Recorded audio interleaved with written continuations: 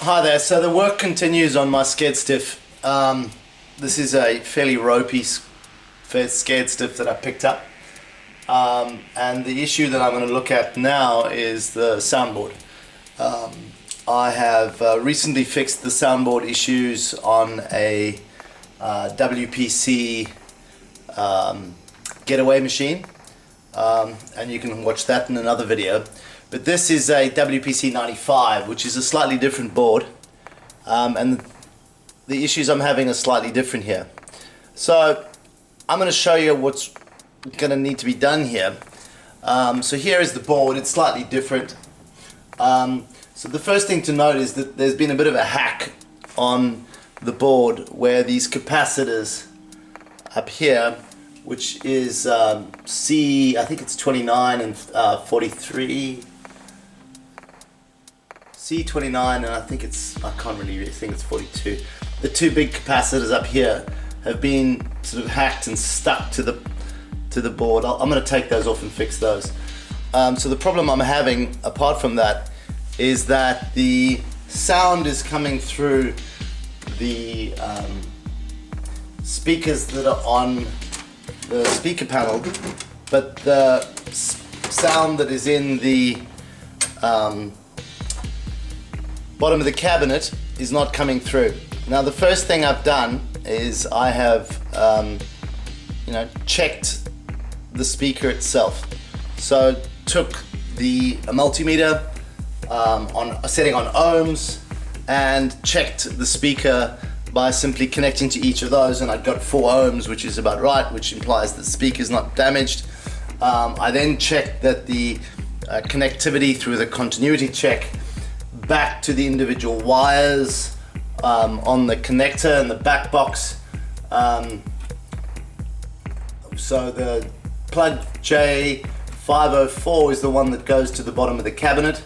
J505 is the one that goes to the speaker panel on the front panel. So I checked the connectivity for each of the leads that goes from the plug to the board. I then, just for good measure, replaced the plug, the connectors on plug and connectors on J504 to see if that was the issue, and that was fine.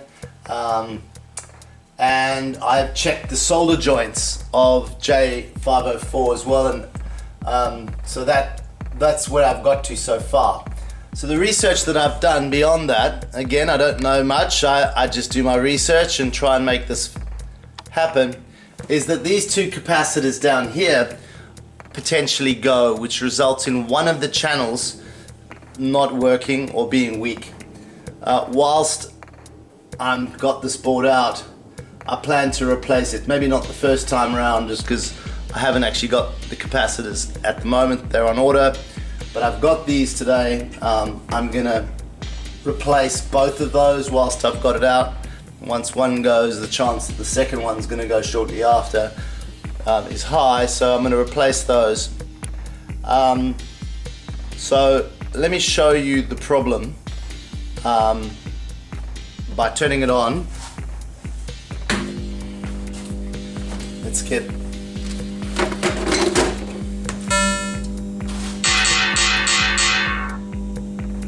okay.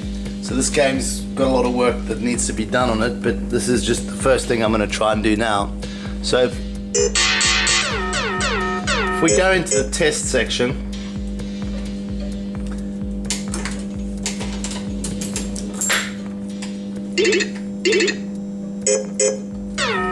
and go into sound and music,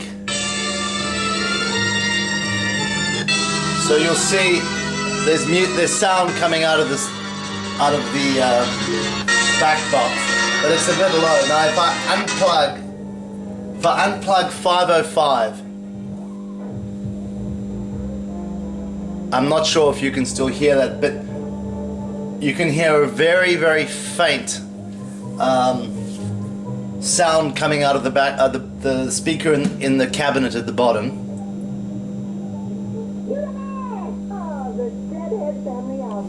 And that you can hear obviously is very, very faint. So if I plug this back in, Multi-ball! Hoorah! Play that fun! okay, so that obviously needs to be fixed. So I'm gonna go through and take this board out, take both of those capacitors out. I might actually look on the schematics to see which one is specifically for the cabinet sound. Let me just turn this off.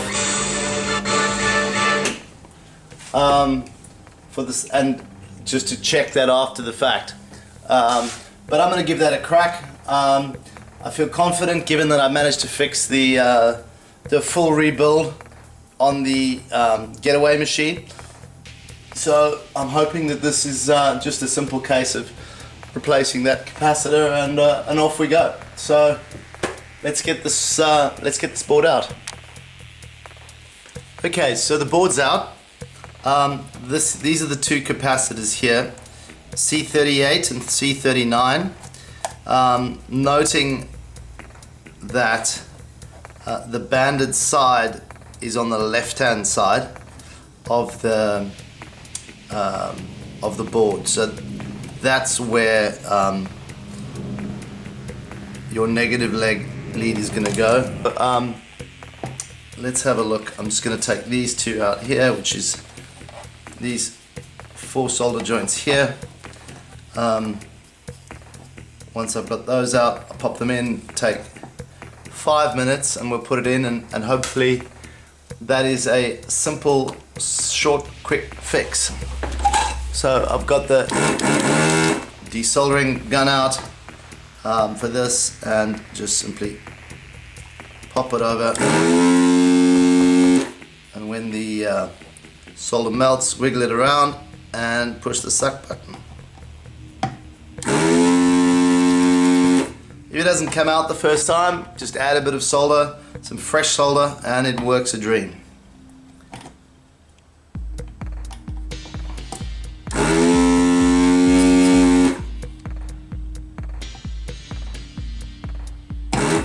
Oops, that slipped. Okay, let's see if those come out. They seem loose, so well, that's the one, that's the other. So on these capacitors, unlike the ones that I've just pulled out, so you can see where on the board that it's indicated where the anode and the cathode, the positive being the anode, the negative for the cathode, needs to go in. You need to put the positives here and the negative side of the lead there. On the old ones that we pulled out, if you have a look, so they had a little band on the negative lead. This is the negative lead leg. On the new ones, it's got a little band, but the band is a stripe that goes down the side, and it points with a little negative sign. It's got an arrow which says that's the negative leg. So that's going to simply go in like that, and the positive lead into the positive side on each of these.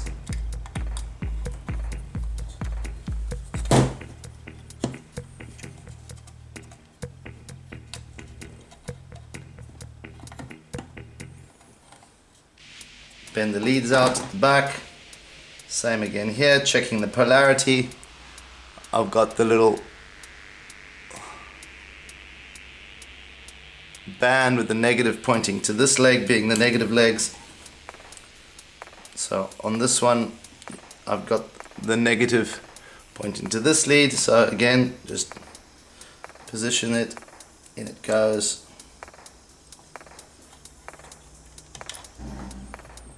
Okay, you can see that nicely. Make sure my tip is clean. It's pretty good.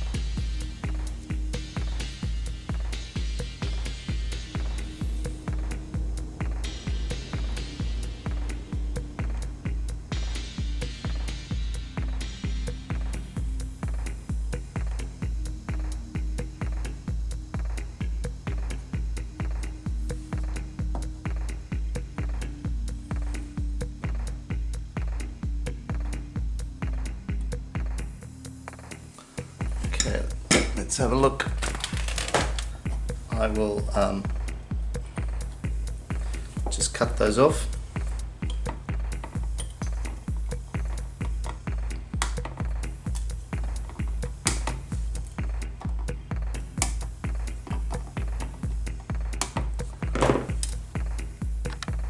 I'm not going to replace these just yet, I don't have the new capacitors, but clearly this hack needs to be fixed up, so we'll do that next. We'll replace those capacitors. That's C29 and C42 that we'll replace. Other than that, what we might do is also just, whilst we've got the board up, just let's reflow the solder on these.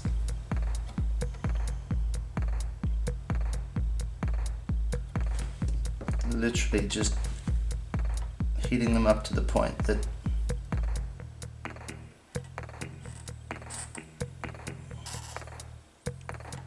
the solder melts.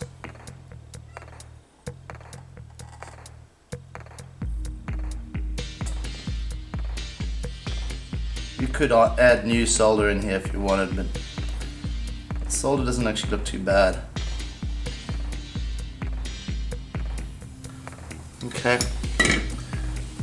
Okay,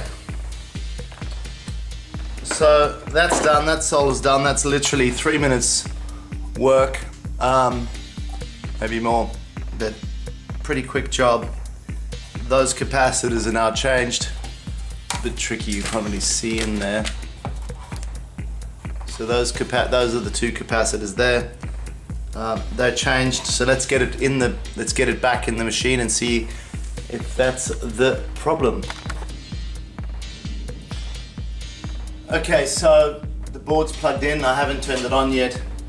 I've plugged both J505 and 504 in. Let's turn it on.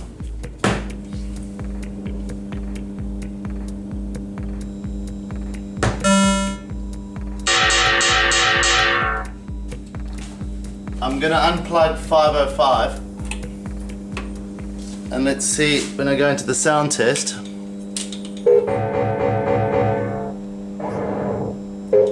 That's sounding better already.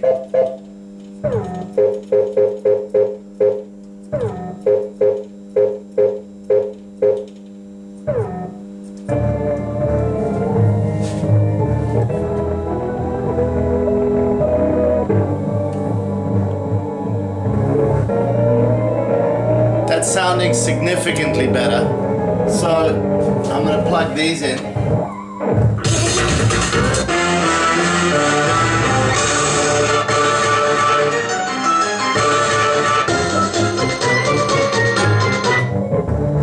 You can hear the lower in the range now. So look, I'm going to call that one fixed. That was a ridiculously easy one. So simply by replacing C39 and C38, 5-minute job, restored the sound to the cabinet. I'm not sure which of these would have been, the ones to go. I'm going to still spend the time to rebuild these capacitors up here. Hopefully that'll improve the sound a little bit more. It's still a little bit muffled in the out of the cabinet, but at least you're getting some bass there at the moment. Significantly improves this. Now look, I'd like to reiterate this again. I'm only just getting going at fixing pinball machines. I'm not an expert. If I can do it, anyone can. Subscribe to the videos. It'll show me that you appreciate the content. You've learned something. You can keep learning something as I keep making mistakes or fixing things that are a lot easier to fix than we all think.